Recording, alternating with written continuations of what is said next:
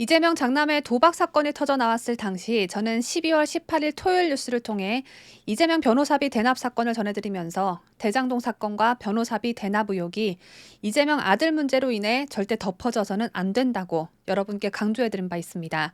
이재명과 관련한 비리 의혹은 현재 사이즈가 가장 큰 것들만 간추려서 정리하자면 방금 말씀드린 대장동 사건과 변호사비 대납 의혹, 아들들의 고려대 부정 입학 의혹, 장남의 도박 자금 출처, 장남의 성매매 의혹, 장남이 다닌 회사 HYK 파트너스와 이재명과의 관계, 이재명이 차남의 군부대를 방문해 군 특혜를 받았다는 의혹, 마지막으로 절대 빼놓을 수 없는 것, 배우 김부선 씨와의 무상연애 의혹, 이 정도로 정리할 수가 있겠는데 이 중 가장 큰 사건은 단연코 대장동 사건이 아닐까요? 왜냐?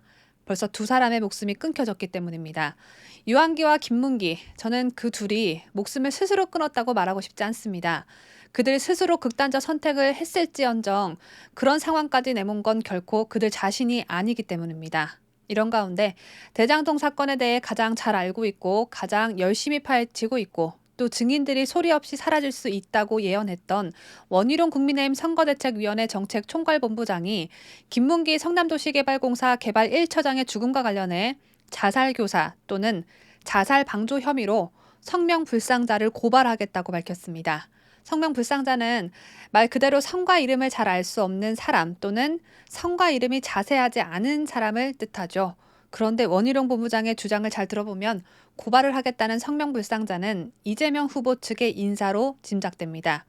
원희룡 본부장은 김문기 처장의 사망과 최근 아들 입사 지원서 논란으로 청와대 민정수석 자리에서 물러난 김진국 전 청와대 민정수석이 연관돼 있다는 주장을 내놨습니다. 제가 어제 전해드린 뉴스 영상을 보신 분들은 아시겠지만 김진국 전 수석의 아들은 회사에 입사 지원서를 내면서 내 아버지가 청와대 민정수석이다. 회사에 도움을 주겠다. 라는 말을 대놓고 쓴 사실이 알려졌고 이 사실은 문재인 정권의 나팔수 방송 MBC가 보도해 이재명 아들 이슈를 덮기 위한 것 아니냐라는 말씀을 제가 드린 바 있는데요. 바로 그 김진국 아들과 관련한 보도를 원희룡 본부장도 이재명과 연결지어서 의심하고 있습니다. 제가 최초로 제기한 의혹을 원희룡 본부장도 똑같이 생각하고 있어서 원희룡 본부장의 주장에 전적으로 동의하는 바입니다. 이 부분은 잠시 후 바로 전해드리겠습니다. 원희룡 본부장은 22일 페이스북에 유한기 전 성남도공 개발사업 본부장에 이어 김문기 처장까지 극단적 선택을 했다며 최후 선택 직전 누군가와 통화 내지 SNS를 하면서 심적 압박감을 가진 것이 이유일 수 있다고 말했습니다. 이어 연쇄적인 죽음에 보이지 않는 손이 작용하는 것으로 의문시된다고 의구심을 드러냈습니다. 그러면서 유동규, 유한기, 김문기 모두 대장동 공모지침서 변경으로 하천대유의 개발 이익을 몰아주기에 관여된 사람들인데 이들을 비롯한 대장동 관련자들이 윗선을 보호하기 위해 죽음을 서약한 바 있다는 이야기도 흘러나온다며 심지어는 미국에 가 있던 남욱이 서둘러 귀국해서 구속된 것도 죽음을 피하기 위한 것이라는 이야기가 그냥 무시하기에는 마음에 걸린다라고도 적었습니다. 와, 이 말 정말 무섭죠, 여러분. 남욱 변호사가 헐레벌떡 귀국한 이유가 빨리 구속이 돼서 누군가에게 죽임을 당하지 않기 위해서였다? 범죄 스릴러 영화보다도 5조 5억 5천 배가량 더 무섭습니다. 원희룡 본부장은 검찰을 향해 이렇게 주문하기도 했습니다. 유한기와 김문기의 휴대폰에 대한 포렌식을 할 것을 요구한다. 정식 수사를 위해 필요하다면 성명불상자를 피고 발인으로 하여 자살교사 또는 자살방조죄로 고발하겠다. 이렇게 말한 이유는 제3의 죽음을 방지하기 위해서입니다. 사망한 사람들의 휴대폰을 살펴보는 것. 이건 수사의 기본 중 기본이 될 것이고 원희룡 본부장의 주장처럼 현재 수사에 있어서 가장 필요한 일이고 또 누가 죽어나갈지 모르는 미연의 사태를 방지할 수 있는 최선책이 될 것입니다. 하지만 검찰과 피해자 그리고 변호인들까지 한통속이라는 말이 나오는데 검찰이 과연 포렌식을 할까요? 박원순 전 서울시장이 죽었을 때도 포렌식을 하는데 5개월씩이나 걸렸고 더군다나 성추행은 쏙 빼고 사망 경위만 밝히는 반쪽짜리 포렌식에 그친 게 바로 이 거지 같은 민주당 정권의 실태입니다. 그래서 특검이 필요한 겁니다. 원희룡 본부장은 바로 이틀 전 사퇴한 김진국 전 청와대 민정수석이 아들 입사 지원서 논란에 휩싸인 것도 일련의 대장동 게이트 진상규명과 무관치 않다는 의혹도 제기했습니다. 원희룡 본부장은 김진국 민정수석 나름 원칙대로 강하게 대장동 게이트의 진상을 파헤치려 했던 여파인 듯하다며 그 와중에 이재명 후보 쪽에서 김진국 수석의 아들 이슈를 터뜨려 김 수석을 날린 것 같다고 말했습니다.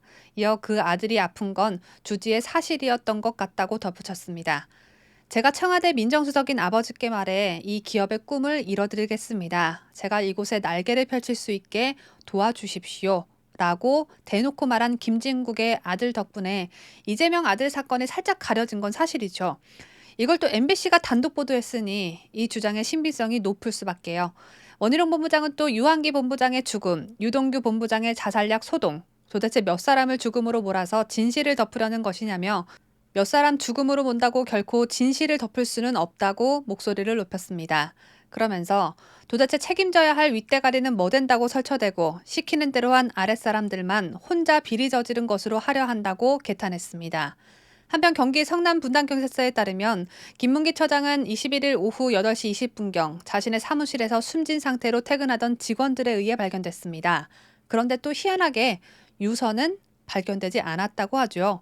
유서가 정말 발견되지 않은 걸까요? 아니면 발견이 됐는데 발견되지 않은 척하는 걸까요?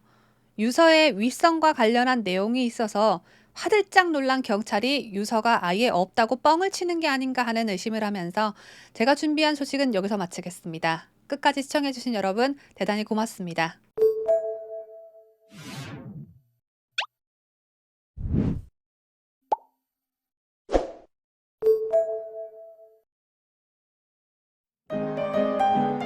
뉴스데일리 베스트는 구독자 여러분의 소중한 구독료를 운영합니다.